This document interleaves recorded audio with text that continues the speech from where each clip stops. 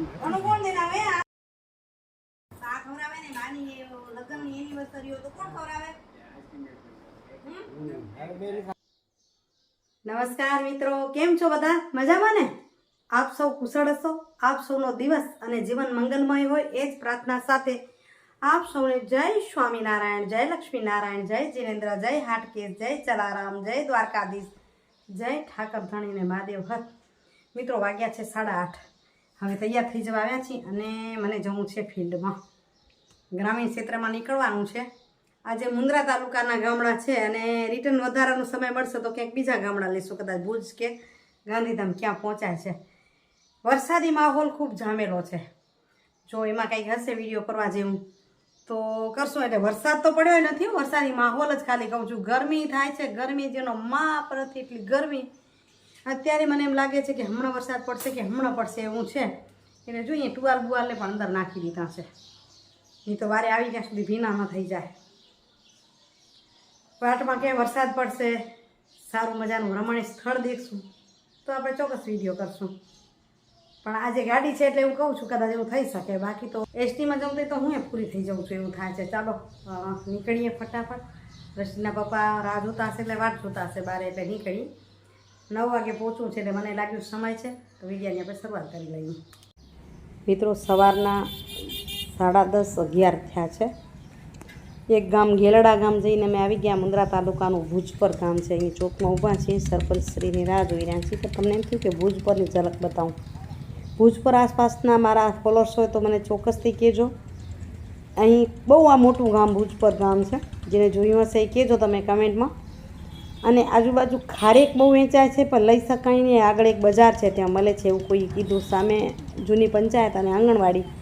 ખાસ મેં એ વિડીયો એટલે કર્યો કે અહીં બહેનો દીકરીઓ ગાડી ચલાવીને આમ આવે, લઈને જાય. આ તો મેં તમને બતાવી એક્ટિવાવાળી ગાડી, શું કહેવાય, 4 વ્હીલ લઈ જાય અને મોટરસાઇકલ હાંકીને જતી હતી. મને ખૂબ આનંદ થયો એટલે મેં કીધું ચાલો વિડીયો કરીએ, મજા આવી ગઈ. ત્યાંથી નીકળ્યા છીએ અમે, જઈએ છીએ ભુજ પરથી મોખા ગામ જવા માટે. તો રસ્તામાં વચ્ચે અહીં મસ્ત ઘેટા બકરા અને લીલી હરિયાળી દેખાઈ રહી છે. થોડું થોડું ઘાસ ઉગ્યું હોય એટલે કુદરતી નજારાને આપણે કેદ કરતાં કરતાં આગળ વધી રહ્યા છીએ. બંને બાજુ થોડું થોડું ઘાસ ઉગ્યું છે અને લીલી વનરાઈ જાણે હજી રાહ જોતી હોય કે આવે રે આવે ધરતીનો ધણી મેહુલો. અને હનુમાનજી મહારાજના દર્શનમાં આપણે કર્યા અને ત્યાંથી આગળ નીકળી. અહીં આ છે સીમ, ભુજ અને મુન્દ્રા તાલુકાને જોડતી એક સીમ.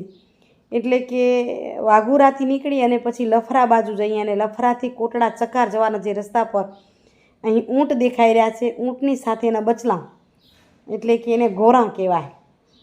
તો આ કચ્છની ખાસિયત છે. કચ્છ ફરવા ચોક્કસ આવજો, આનંદ કરવા જેવું છે. તેમાં ચોમાસામાં આવું જોવા જેવું ઘણું બધું હોય છે. પણ કચ્છની મોજ તો કચ્છની મોજ છે. પોતાનું ગામડું જોવા કરતાં બીજાના ગામડા જોવાની ઘણી મોજ હોય, બરાબર ને? ચાલો અહીં હવે પહોંચ્યા છીએ કોટડા ચકાર. કોટડા ચકારના આથમણા કોટડામાં. અને અહીં વરસાદ ધોધમાર પડતો તો વીજળી કે મારું કામ, ગજણ કે મારું કામ, અને વરસાદ એક ધારો દેખાય છે. કોટડા ચકારની શેરીઓ જાણે નદીઓના રૂપ ધારણ કર્યા હોય.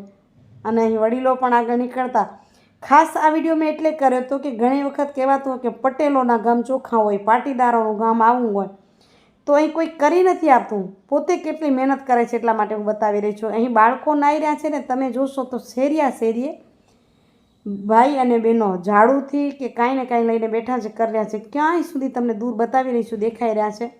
એ બાળકો નાહે છે અને અહીં ભાઈ અને બેન. આવા તો ઘણા બધા હતા. તો મેં થોડુંક કંડાર્યું કે જો હાથમાં ઝાડુ છે, ભાઈની પાસે કાંઈ ને છે. પણ વરસતી વરસાદે આપણે શેરીઓને ચોખ્ખી કરી નાખશે કે ક્યાંય શેરી ગંદી ના રહે. આ એક એમના સંસ્કારોમાં હોય, એમના ખૂનમાં હોય. જો અહીં બીજા બેન એટલે જ્યાં આવું સાફ કરતા હતા ને મેં વિડીયોથી જોયા લીધા અને મેં વિચાર્યું કે કેટલું સરસ કરી રહ્યા છે. કેટલી વરસતી વરસાદે પણ ચોખ્ખું થઈ જાય નહીં એ ધ્યાન રાખે છે. હવે એની આગળ વધ્યા અમે તો આગળ તો વરસાદ હતો જ નહીં. આ આપણે માધા પર આવ્યા છીએ તો અહીં તો એક બૂંદ પણ વરસાદની પડી નથી. એટલે અહીંથી થોડોક લીધો. એટલે આખા દિવસની જર્નીમાં મેં થોડી ઝલક લીધી છે. અહીં માધાપરના રોડ જુઓ છો, સાવ કોરા ધાકોર છે અને ત્યાં નદીઓ જાણે વહેતી હતી, બરાબર. અને હવે આવી ગયા છીએ આપણે હમીરસર.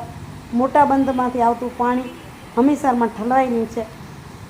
ભુજ કોરું લાગતું હતું છતાં પાણી અહીંયા આવી રહ્યું છે આવમાં. તો એનો મતલબ એ છે કે કોટડા ચકાર ને આ બાજુ જદુરા બાજુને વરસાદ પડી હશે એ પાણી કદાચ આવતું હોય. અને ભુજમાં થોડો જાજો આ બાજુ હોય તો ભલે, પણ માધાપરમાં બિલકુલ ન હતો. તો અહીં આનંદ એ થાય છે કે મારું હમીસર તળાવ જો ભરાઈ જશે તો આનંદ થશે. અનેક લોકો જોવા આવે છે, જોઈને પાછા વળે છે. બધા કહે છે પાણી આવ્યું છે, પાણી આવ્યું છે. એટલે ઝીણા ઝાડા આબાલ વૃદ્ધ બધા પણ આવે. અને ગરમીનો બફારો બહુ જ છે એટલે બધાને એમ થાય કે ભગવાન કરે અને હમીસર ભરાય. હમીસર ભરાય તો એનો આનંદ વિશેષ હોય. તો ચારેકોર આ લેક્યુ હોટલની સામેની સાઈડથી મેં વિડીયો કર્યો. પાણી આવતું હતું એ પણ પ્રવાહ તમને બતાવ્યો. અને હવે આપણે આગળ બતાવીને વરવી વાસ્તવિકતા જોવી જોઈએ. હવે હમીસરનું આટલી સારી આન બાન શાન, પણ રોડાઓ પાકો બાય બાજુ જુઓ તો ખરા કે કેટલું પાણી ભરાયેલું છે.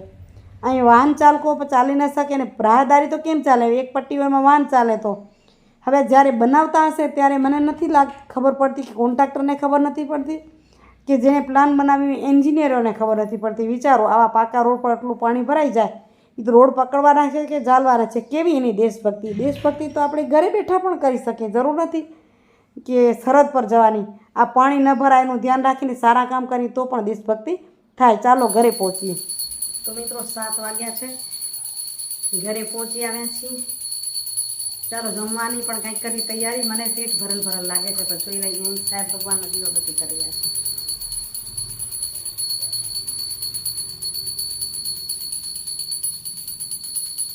ભગવાનની આરતી થઈ રહી છે.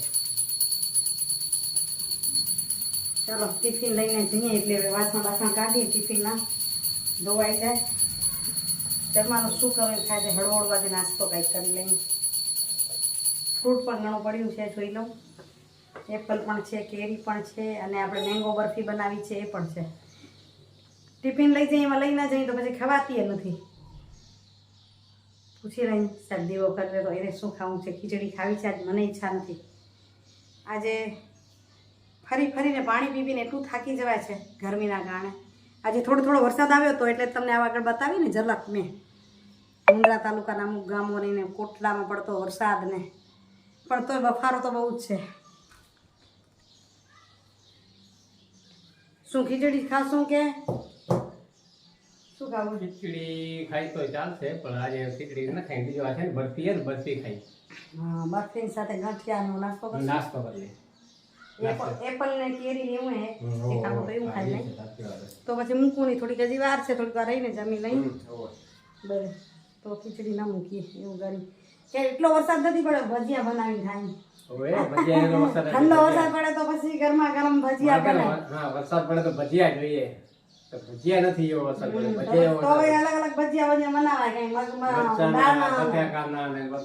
મગદાળના પકોડા બનાવીએ કે પછી પૌવાના પકોડા બનાવીએ કે વરસાદ પડે ને તો મજા આવે તીખું તમતમતું ખાવાનું.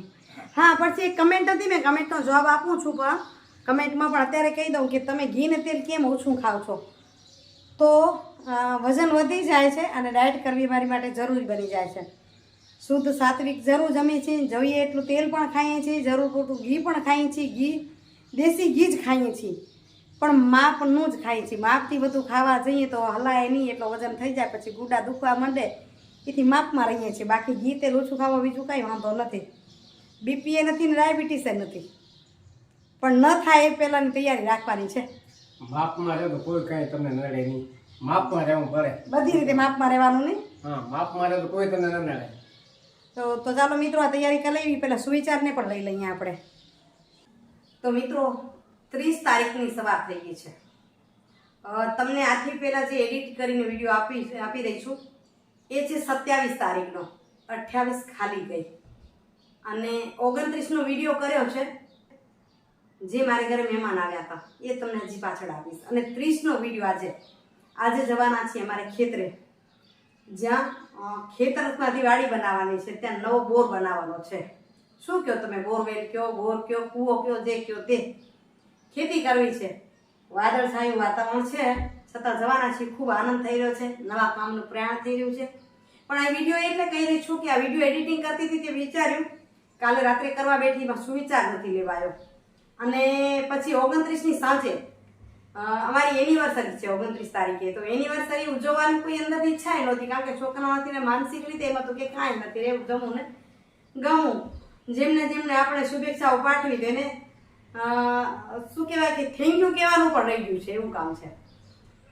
પણ સાંજે દ્રષ્ટિને એવું લાગ્યું કે મારા મમ્મી પપ્પા એકલા છે તો એની માટે કંઈ કરવું જોઈએ.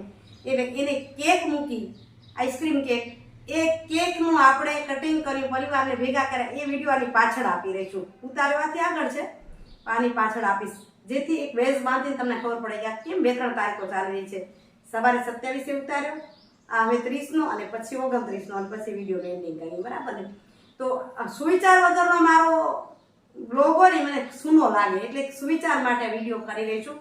આજના સુવિચારની વાત કહું તો એ છે કે માણસ જે ખાય છે ને એનાથી બહુ ઓછો બીમાર પડે છે. જે ચીજો ખાય છે, કે ખાટું ખાધું, મીઠું ખાધું, તીખું ખાધું, તેલવાળું ખાધું, તળેલું ખાધું. હું બહુ ઓછું ખાઉં છું, એટલે કહું છું તેલ ઓછું ખાઉં છું, એ પણ મેં હમણાં જ વાત કરી આગળ.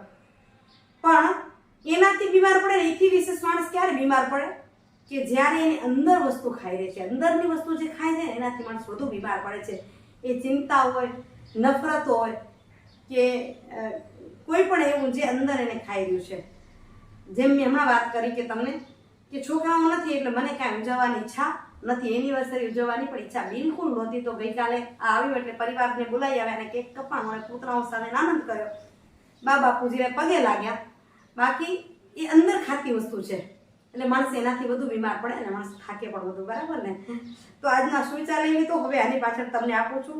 જે ગઈકાલે મેં કેક કાપી હતી એ 29ની, આ અત્યારે 30ની સવારે હું બોલી રહી છું. અને આજે વિડીયો કરી આવીશ ને એ 2 દિવસ પછી તમને અપાશે. આ નોકરીમાં કંઈક આગળ પાછું થઈ જાય છે, પછી વળી થોડું રૂટિનમાં આવી જશે, બરાબર ને.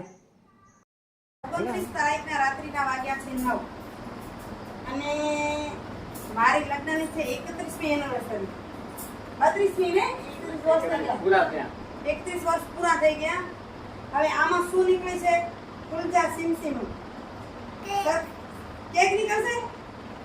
સરપ્રાઈઝ છે. પપ્પા લખલ છે, કોને મૂક્યું છે વિચારી છીએ. વિચારતો હતો કે આ મોકલ્યું કોને, આપણને કોને મૂક્યું. ફોનમાં છે ખબર પડી કે નહીં? અનિલે મૂક્યું, દ્રષ્ટિ મૂક્યું. આ દ્રષ્ટિ મોકલી હે. દ્રષ્ટિ મોકલી હોય તો બોલીએ. આપ સૌ ફોલોઅર્સને અપેક્ષા કરીએ છીએ, તમારી પાસે માંગણી કરી છે કે સારા એવા શુભેચ્છાઓ આપજો અમને. વાહ, ઊભો નથી કરતો. આઈસ્ક્રીમ કેક મોકલી છે અને પરિવાર સાથે ખાવી છે.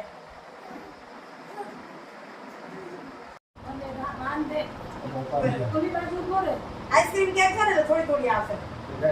જરા ઘણું કોણ દેના હવે આને જરા જરા કરે છે. હું ગાવ દેલા દઈશ. દેતા દઈશ દેજલા. વાત કરવાના દઈએ મત. ચમચી ખાન લ્યો, ચમચી ખાન લો. ચમચી ખાન લો. ચમચી એમ જ નહીં આવે. ચમચી કાઢી દે ચમચી. મેન કારણ તો ખબર હે? આ પંખા ચાલુ આઈસ્ક્રીમ હે ને? લઈ લે. આઈસ્ક્રીમ કે લઈ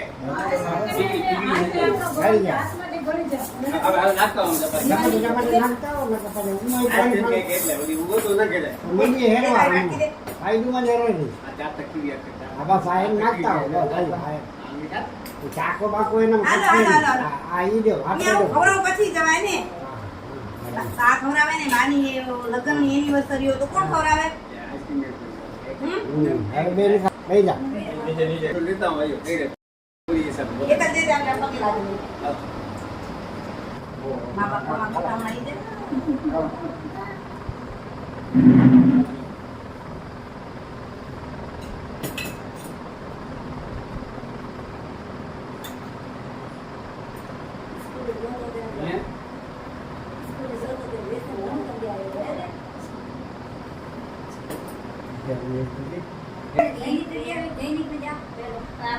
દીવાન દેતા વાટકી નાખી દે છે.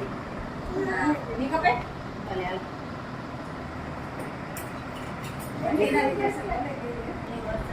ધન્યવાદ, આભાર. આ પરિવારની મોજ છે ને એની મજા છે. તમારા પરિવારમાં મોજ હોય ને મોજ કરજો ને આવી જ મોજ માણજો.